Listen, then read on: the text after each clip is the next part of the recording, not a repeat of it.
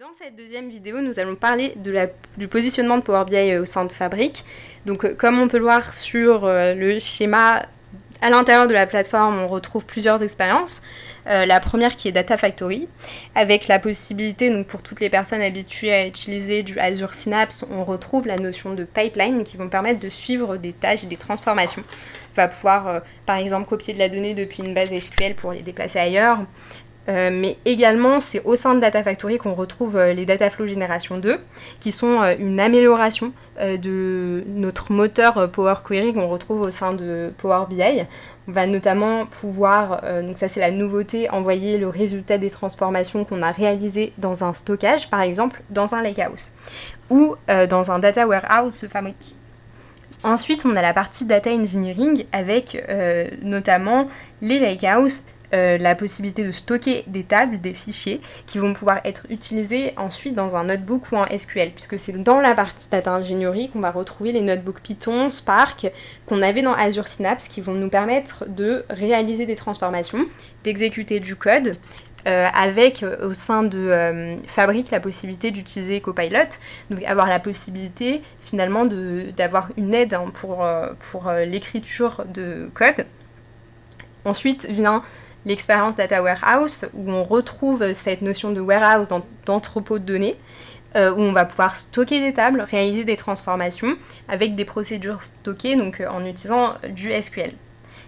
La partie Data Science, donc elle va être plutôt à destination de profils Data Scientist, où on retrouve des modèles de machine learning, donc la possibilité de pouvoir également utiliser des notebooks, un petit peu comme dans la partie, ce qu'on retrouvait dans la partie data ingénierie. Donc l'expérience real-time intelligence, elle va être plutôt dédiée à des données qui sont temps réel, des données qui vont changer régulièrement au cours du temps et qui arrivent continuellement, avec notamment les notions d'Event House pour héberger les données en continu, et Event Stream qui vont nous permettre de stocker de la donnée dans du stockage. Donc effectivement, tout ça, c'est retrouvé dans la brique Real-Time Intelligence.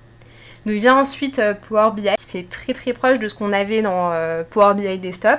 Donc on va avoir notamment la possibilité de créer finalement, de créer des rapports, de créer des modèles, de pouvoir réaliser des transformations sur nos données, et également de pouvoir y accéder en ligne. Donc ça c'est assez nouveau, parce qu'on était souvent habitué à travailler dans Power BI Desktop, d'importer les données, et puis ensuite à la fin de publier, une fois que le rapport était fini, dans l'application en ligne, donc dans Power BI Service.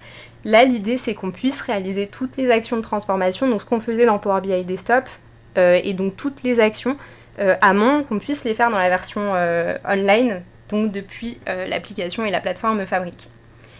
Ensuite, on retrouve Data Activator, donc là, ça va être plutôt ce qui va nous permettre de réaliser des déclenchements d'actions, donc à partir de conditions sur nos données. Donc très intéressant quand on veut par exemple surveiller un indicateur clé, pour pouvoir ensuite déclencher des actions en fonction de seuil. Dès que ça dépasse un certain montant, par exemple, pouvoir entraîner un envoi de mail, ou pouvoir derrière générer des flux.